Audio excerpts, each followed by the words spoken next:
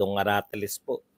Pag-uusapan natin ngayon, ito po, no? Talagang grabe na po. Matatawag na po talaga natin na inutil, no? Kasi grabe po, lahat na lang po ng problema. Ngayon, 2024 po ngayon, no? Ang Pangulo ng Pilipinas, si Pangulong Ferdinand Bongbong Marcos Jr. o Romualdez pa pala.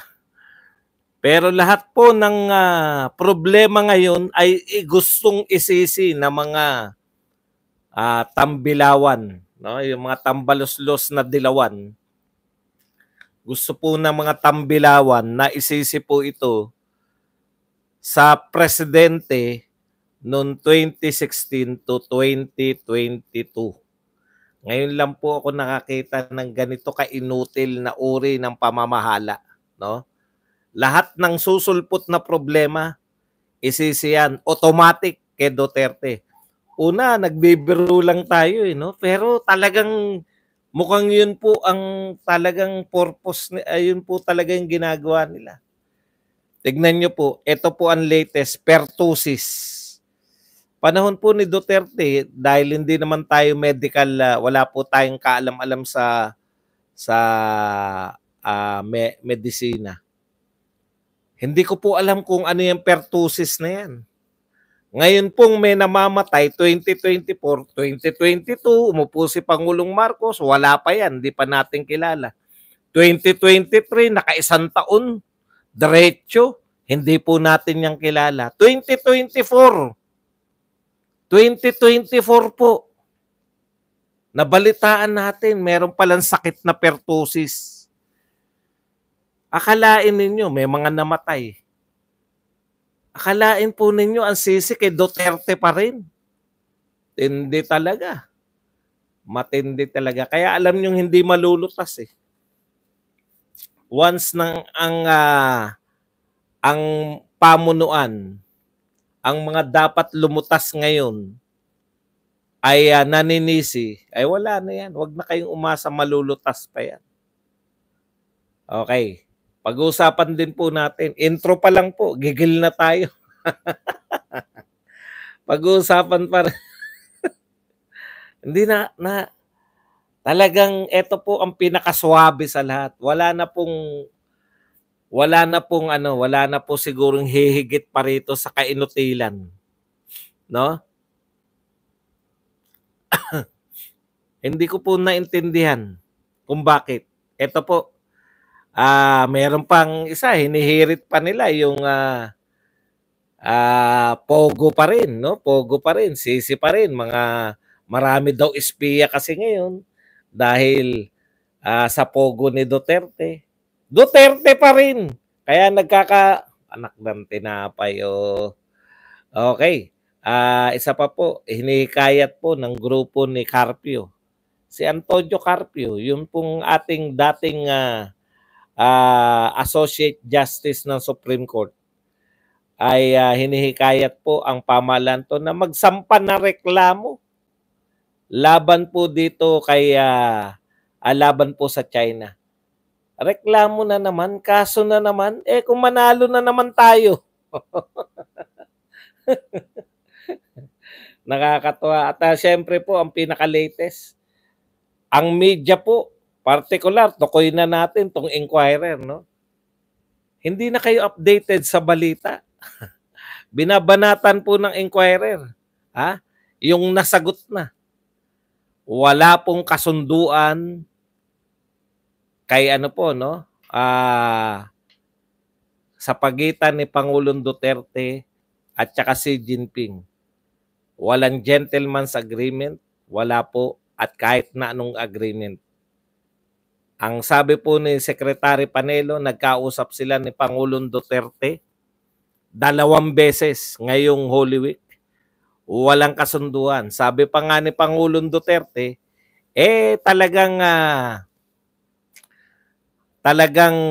ito pong hindi po talaga, no?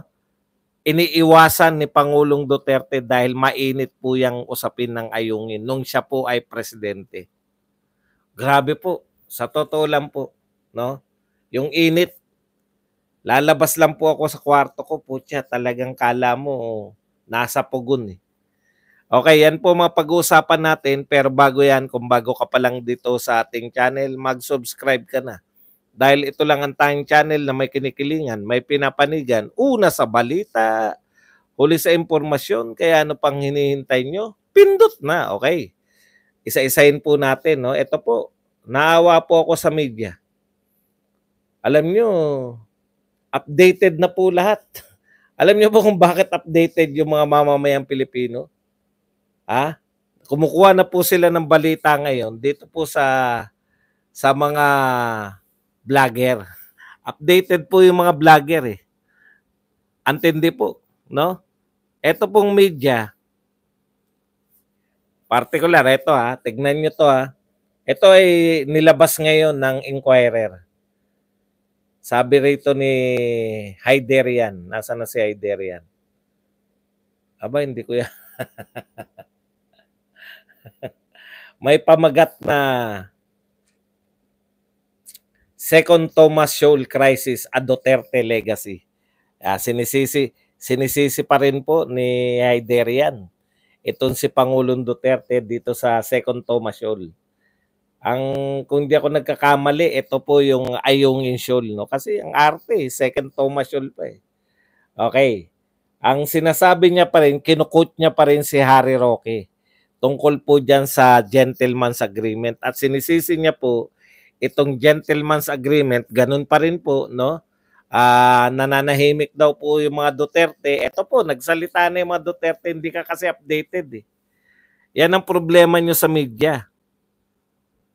Wala na kayo sa huling-huli na kayo sa balita, no? Pinabulaanan na po ni Pangulong Duterte na mayroon pong gentleman's agreement sila ng China.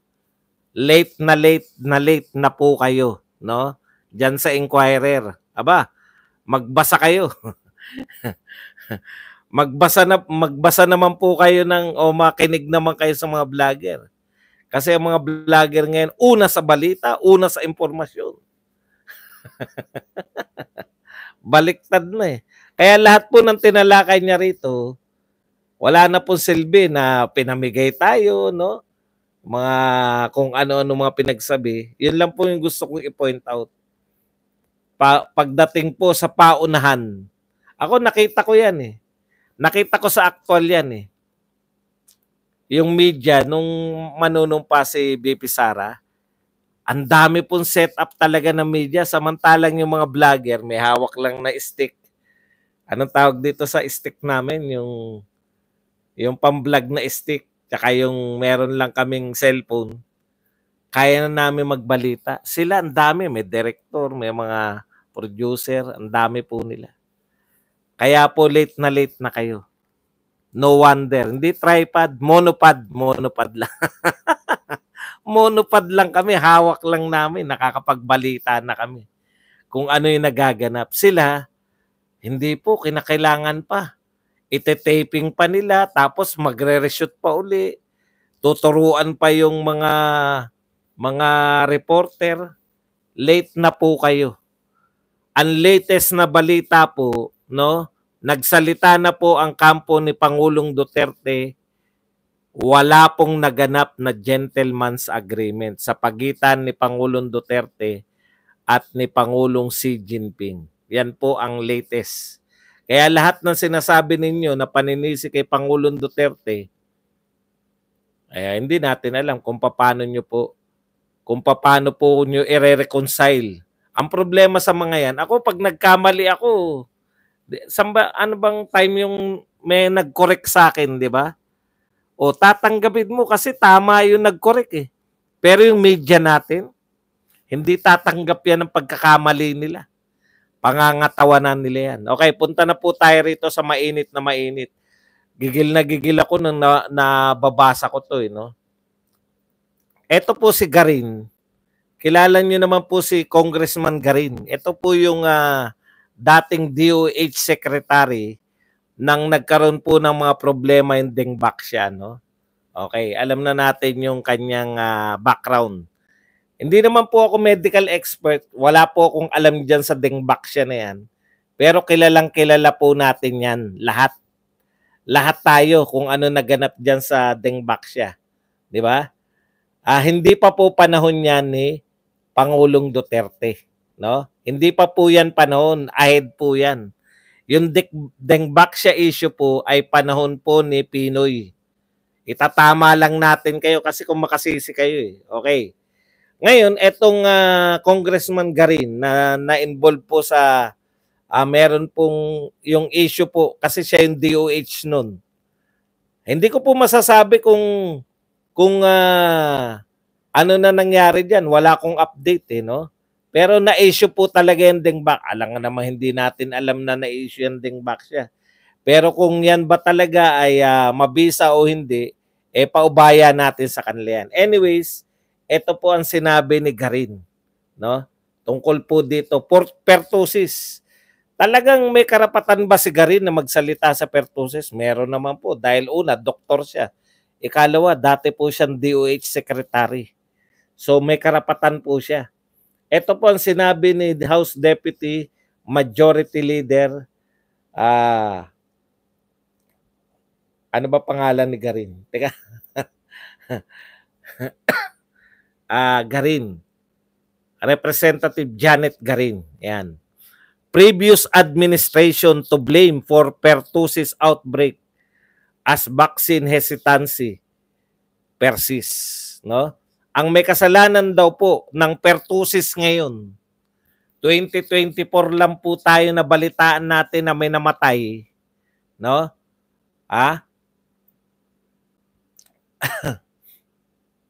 Ito pong pertussis, si Duterte daw po ang may kasalanan yan. Sige, pakinggan natin ha. Pakinggan natin to si Garin. Okay, House Deputy Majority Leader in Iloilo, etc., etc., blame the leadership of the Department of Health during the Duterte administration for the re-emergence of whooping cough or pertussis due to vaccine hesitancy. So ang may kasalanan daw po ng pertussis ay yung pong DOH secretary nung panahon ni Duterte. So yan po walang iba kundi sino winarak nyo. Sino na nga yan? Nakalimutan ko na po. Sino na nga DOH secretary nung panahon ni Duterte? Alam niya. Si Duque. Meron na talaga. Malapit na tayo ron sa mga makalimot eh. Okay. Winarak nyo na kami, Duque. Warak na si Duque. Alam po ninyo, okay lang po sana kung 2022 pa ngayon eh, no? Kasi po si Duque pa eh. No? Dumaan na po na nakakalahating taon po ng 2022. Nakaisang buong taon po ng 2023. Hindi na po si Duque. Warak na po si Duque. 2022 pa lang warak na eh. Si Duque. Winarak nyo na si Duque. Tapos, buong 2023, panahon na po ni Pangulong Marcos yan. Kung may vaccine hesitancy at ikaw ay congressman na. Congressman ka na po. Sana naisip mo na mangampanya kayo sa magpabakuna. Kasi po sa pagkakatanda namin, milyon-milyon na nabakunahan sa panahon ni Pangulong Duterte. Sa pagkakatanda namin, no? Congressman Garin, nung panahon po ni Duterte, paalala lang po namin, no? Nung panahon po ni Duterte, nagkaroon po ng pandemya. At yung mga tao po, mga Pilipino po, ang hahaba po ng pila namin para mabakunahan lang po kami. No? Kayo lahat ginagawa niyong politika eh. Yan yung problema sa inyo eh. Congressman ka ngayon, ikaw ay Makamarcos. Ikaw ay kasama sa ano, ikaw ay doktor, ikaw ay DOH secretary. Bakit hindi po kayo nangampanya? Bakit hindi nyo po sinabi sa inyong magaling na House Speaker? House Speaker, kaysa ikampanya natin yung mga tchatcha, ikampanya natin tong bagpabakuna mga tao para makaiwas sa pertussis at sa iba pang sakit. Di ba gampanin nyo yan? Kasi si Duterte, ang lala po ng inabot natin kay Duterte. Ang hinarap po ni Duterte, pandemya. No? Pandemya po. Unahin pa ba ni Duterte na problemahin yung bakuna sa pertussis? Hindi po sa panahon niya, sa panahon ng future president. Kinakailangan ikampanya ko habang nagbabakuna tayo habang tayo ay nagbabakuna ng anti-pandemya, anti-COVID na bakuna. Ikakampanya ko na yung pertussis. Yun ba gusto mong sabihin sa amin? Una, isabay niya sa problema sa pandemya. Dapat nangangampanya rin siya na, magpabakuna po kayo dahil nakita ko na po ang future. No? Nakita na po namin yung future na magkakaproblema sa 2024. Puputok po. Bansa lang po natin na magkakaroon ng problema sa pertussis. Kaya dapat ko nang aksyonan ngayon pa lang. Grabe, no? Pandemya po ang inuna natin. Nung panahon po ni Pangulong Duterte, malalaking mga tunay na problema po ang hinarap. Tunay na problema ang hinarap. Nalutas naman. Siguro 90% ng hinarap na problema, nalutas na, nabigyan naman ng kalutasan. Pati ba naman yung pertussis na ngayon lang namin narinig, 2024? Si Duterte pa rin na may kasalanan. Kailan po matatapos? No? Kailan po kayo aako ng responsibilidad? Ano pong gagawin natin ngayon? May namamatay sa pertussis. Ang dali lang pala solusyonan ng pertussis. Bakuna lang pala. Gusto nyo ba kami na mangampanya? Magpabakuna po kayo. Kita mo na, hindi nakikinig. Ruby Apil. Ano ang hindi nalutas? Ilang porsyento sinabi ko nalutas? 90%. Pero hindi raw nalutas. Ano ang hindi nalutas? Pertussis? Inaamin na po ng mga Duterte supporters. Pasensya na po kayo, hindi po namin nalutas yung pertussis kasi hindi pa yan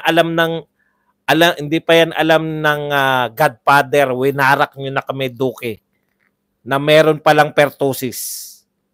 Ano pa hindi nalutas? Hindi po namin nalutas yung pagkakaroon ng surot sa 2024. Yung pagkakaroon po ng daga sa NAIA sa 2024. Hindi na rin namin nalutas yung pagkakaroon po ng smuggling ngayong panahon ni Pangulong Marcos.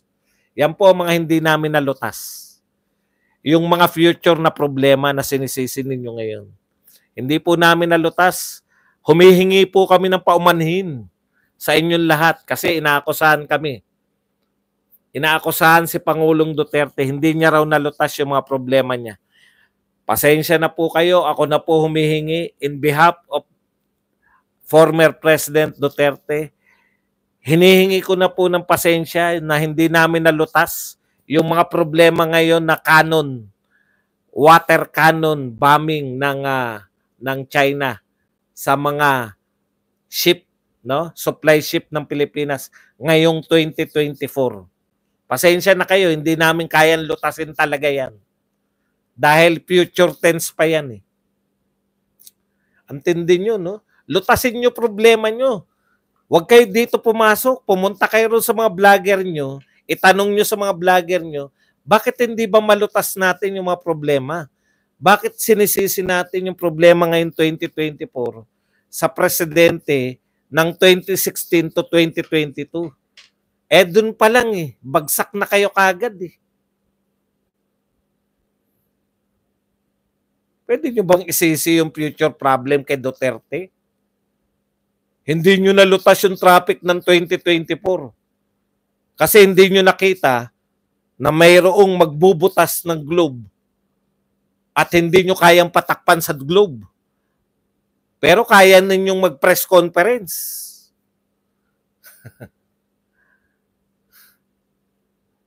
Ang tawag po dyan, no? Wala kayong balak lutasin. Kasi sinisin nyo na Hindi naman namin yung problema. Si Pangulong Duterte po, pasensya ka na, hindi namin kayang lutasin yung future na problem.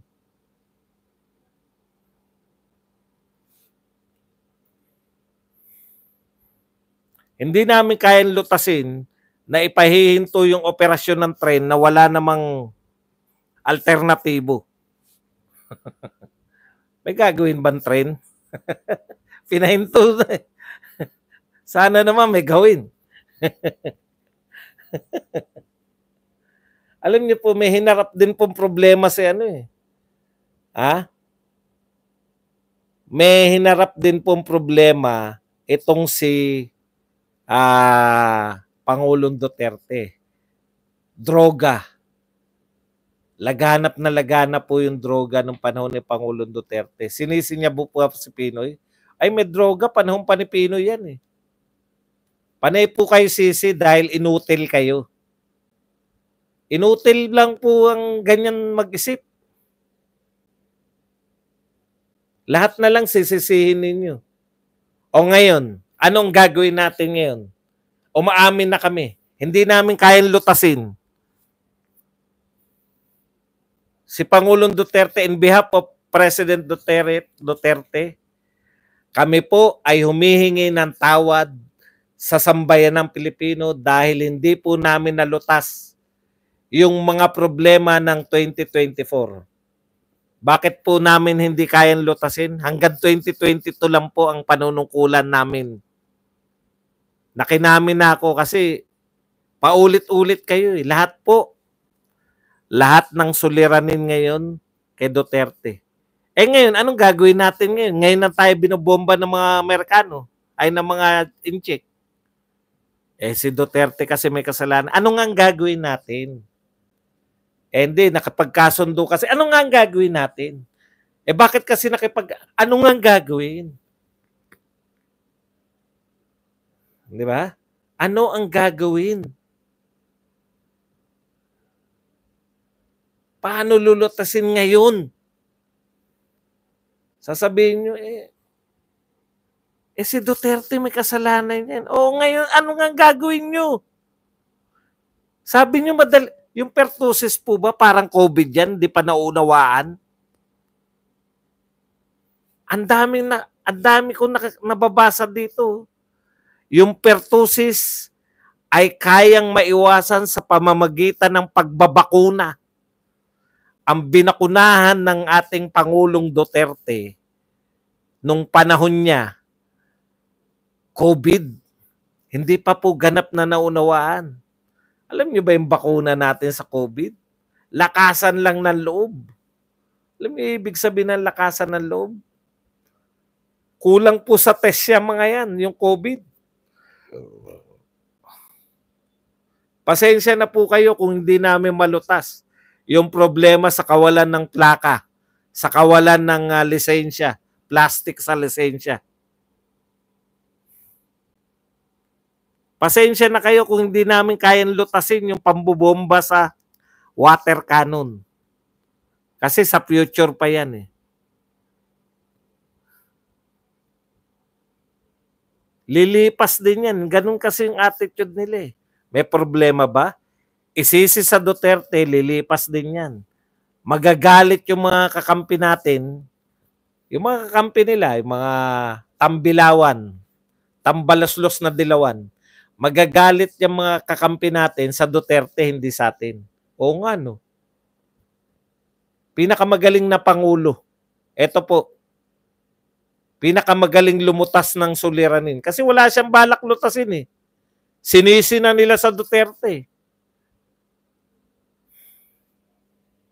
Okay. Punta na po tayo rito sa iba pang balita. Kinukumbinsi na naman po ng grupo ni Justice Carpio, Antonio Carpio, itong ating pamahalaan na muling magsampa ng kaso laban sa China. Hindi ba nanalo na tayo sa China? Hindi, this time naman po yung paninira ng di umano, paninira ng China sa mga corals diyan sa West Philippine Sea. Pinapakita nila, may mga video, no? Okay. Magsasampa po ng kaso na naman tayo. Ano po kaya mangyayari kung manalo tayo? O di panalo lang tayo. Pag nagsampa ng kaso, hindi po kikilalanin ng China. Natural, mananalo tayo kasi hindi naman kasama yung China eh. Billion po gagastusin na naman natin. Si Carpio na naman, di ba? Si Carpio din yung nagsampa ng demanda eh. Billion po yung ginastos natin doon. Billion na naman po yung gagastusin natin ngayon. Ano po nangyari nung nagsampa tayo ng kaso sa China? Balik lang po natin. Ano po nangyari nung tayo nagsampa ng kaso? Alam niyo po kung ano nangyari? Hindi po pinansin ng China. Ano po ginawa ng China? Tinayuan nila yung mga bakanting nagtayo sila dyan sa pinagtatalunan natin sa West Philippine Sea. Ang tawag natin West Philippine Sea. Ang kanila tawag nila chungchang chungchang chong. Hindi ko alam eh. Pero in-check malamang yung tawag nila dyan. Nagtayo sila ng mga artificial island. Ano na ngayon yung artificial island? Base militar na nila.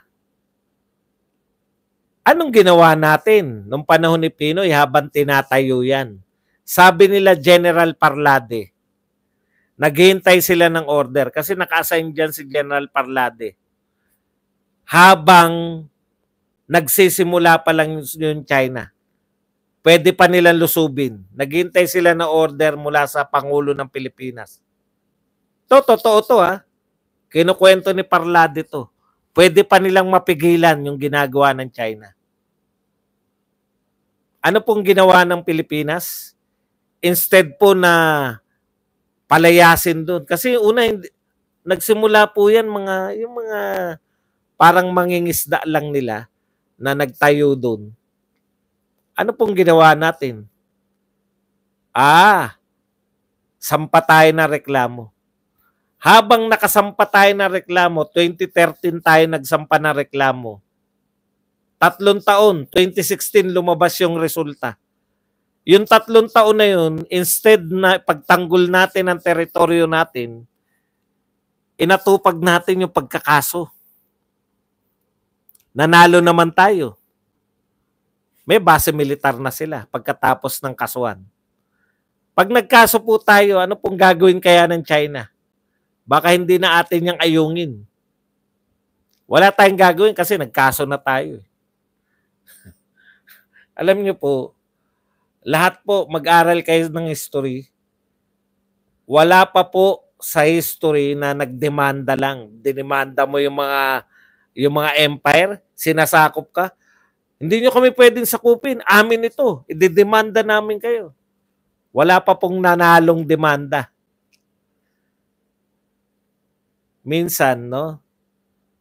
Yung might rules, totoo po yun. Kaya po sana, yung dealings natin sa kanya,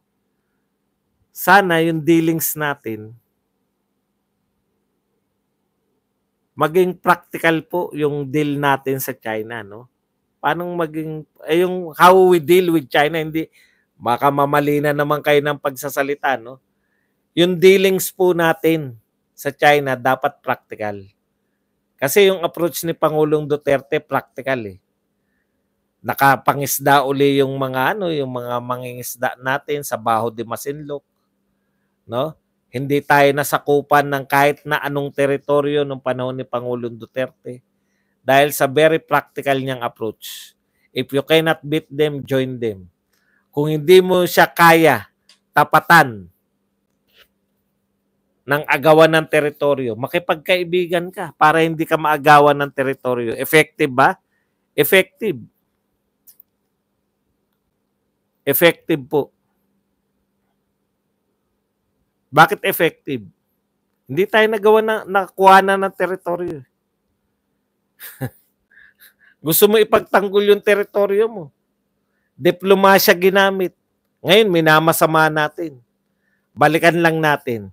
Kung ang problema ng lahat ng nangyayari ngayon, si Duterte, paano po natin lulutasin? Di ba? Isa lang po ang paraan para malutas yan. Kinakailangan ma-eliminate si Duterte nung 2016 to 2022 kasi tapos na yun eh.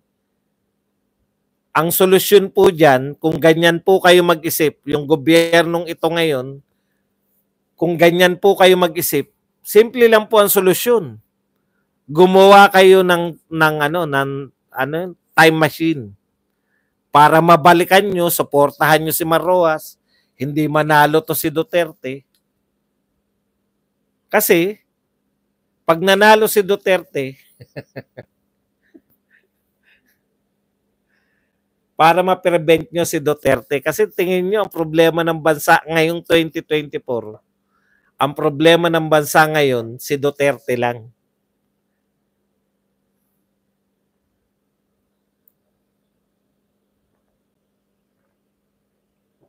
Sobrang init po talaga. Ito, hindi na ako nagkakape.